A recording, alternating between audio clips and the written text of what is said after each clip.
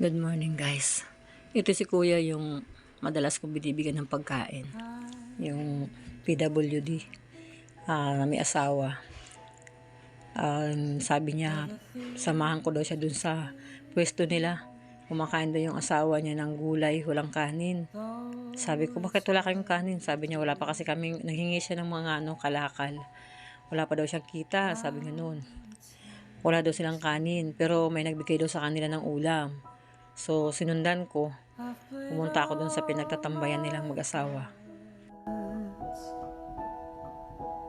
And that's what you've done too.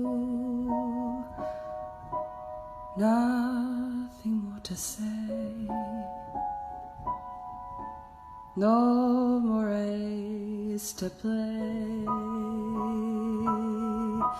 The winner takes it all. The loser stands once more beside the victory. That's a destiny. Sa videong ito ay pinapakita ko po na gaano man po kalaki o kaliit ang bagay na pwede natin maitulong ay gawin po natin kahit sa maliit na paraan. Maraming salamat po. Thank you for watching. There's a standing smile.